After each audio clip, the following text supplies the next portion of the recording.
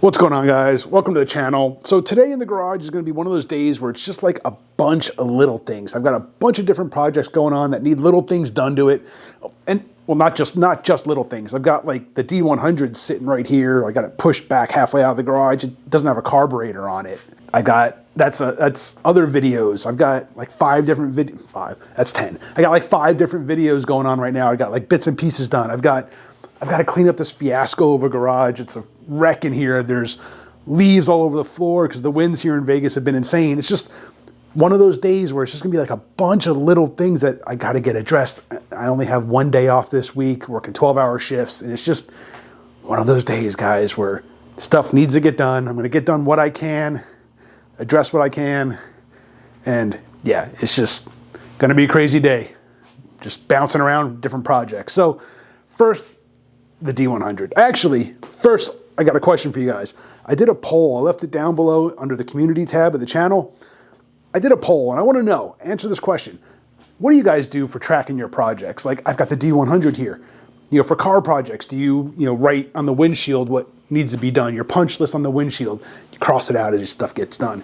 Do you cut up, like Amazon boxes or whatever, parts boxes, and do it on a piece of cardboard and just make notes on that and cross them out as they're done? Do you have a whiteboard? I got tons of these little yellow notepads. I've got notes upon notes upon notes all over the place here on the workbench, up on my desk, just everywhere. What do you guys do to track your projects? Let me know. Leave a comment down below. Go check out that poll, answer the question there, whatever. I'm curious. Maybe there's stuff that there are other options that you guys use. Let me know. Anyway, all right, the D100. Got to address some issues there. There's going to be more videos coming on that. Yeah, let me show you one of the big items right now that I got to fix. All right, so for the D100, I've been doing a video where I wanted to check out or test a few different carburetors. They're actually sitting up here on the shelf right now. I've got a couple here. This one's going to be going on the truck for good. I've got another one sitting over here, just a whole mess of carburetors. And that video is coming. But as you can see, obviously there's no carburetor right now. But one of the things that I ran into while testing this thing, get my starter button here, is this. And I'll see if I can get a shot of it. Hopefully it'll do it. But it's down here in the hole where the starter is. See that? Yeah, I don't really think starters are supposed to do that. I had pulled the starter out to remove the dust shield on the front of the transmission, and obviously something didn't get tightened back down. So that's one of the first things we're going to address is tighten that down. I'm going to mount that carburetor that is going to be staying on here, and then hopefully get it fired up and get that thing tested. I also have plans to redo kind of some stuff on the firewall. That'll be a different video. Just, yeah, this kind of stuff. Just little nitpicky things like this need to get done. So not only was the starter sparking, but it was also loose. I think the 2 mounting bolts were loose. I think that's what was causing the sparking. It was like losing ground. Starter's tightened. I also added a ground wire from my starter relay. I had replaced it in here thinking maybe I had a bad one at one point when I did a bunch of electrical troubleshooting a while back. And the one that I got actually has a connection for ground. So I was just running a jumper wire from the negative battery terminal to that. I added a ground wire. Eventually, I'm probably going to run that to like a switch inside. That way I can unground it and it won't even crank. And I'm going to also do that for the fuel pump relay also. That'll be a whole other video. I'll show you how I'm going to wire that. I'm probably just going to wire both of those maybe to one switch, and that way turn the switch on. That'll allow the fuel pump relay to trip and allow the starter relay to work. Maybe, we'll see. I might just do 2 switches. I haven't decided yet. Future video. Anyway, so my little D100 punch list. That's that. Oh, vacuum hose of the carb for the overdrive. I won't know that until the carb is on. Let's go ahead and get the carb on. That's a quick thing. I can get that in, and then maybe I'll fire this thing up and see if we can get that carb tuned. But that's another video I'm working on. That's going to be part of that. So, but let's get the carb mounted.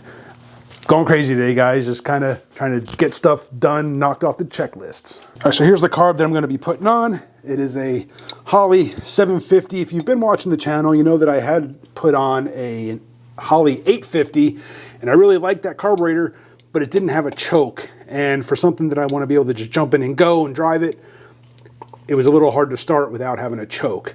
So I found this on Facebook Marketplace. Like I said, there's a video where I kind of lay out some of this carb stuff I've been working on recently.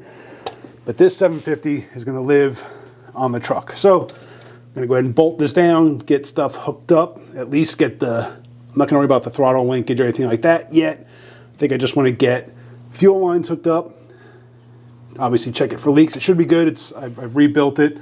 But yeah, I'm going to bolt this thing down and we'll hopefully get it plumbed and see if we can get it started.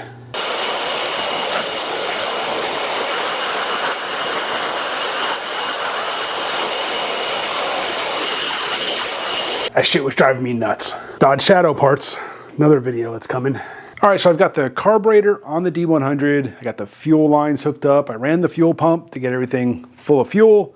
Did find a leak at the secondary needle and seat, the screw in the top that was leaking. Got that fixed. I'm not gonna run it up right now. I want that to be part of that carburetor testing video that I've got partially done for testing all the carbs that I've been rebuilding over the past few weeks since screwing up my arm.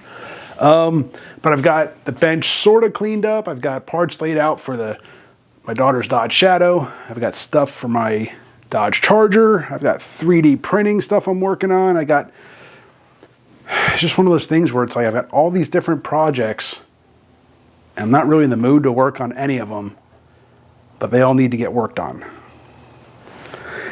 It's just one of those days, guys, where I'm just not feeling it. You know, I came out here this morning with, you know, all this intentions of recording all this stuff and getting as much done as I can, knocking off items off my my different punch lists. I've got this for the Charger or for the D100. I've got stuff printed out here for videos and other projects that I want to. It's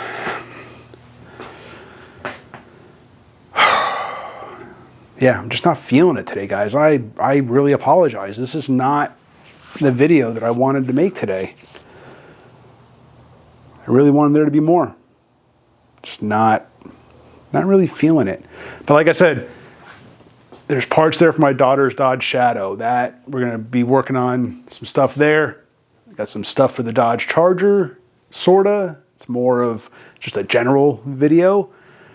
But yeah, I think I'm just going to clean up, get the truck pushed back in. I might mess with the carburetor if I do, I'll record it, but I think I'm just going to go mess with some 3D printing stuff. Arm's getting a little tired. It's still not fully, I'm still in physical therapy for it. That's still healing, but it's doing well. But it just, yeah, it's still limiting. Frustrating, very frustrating. I really appreciate you guys for watching.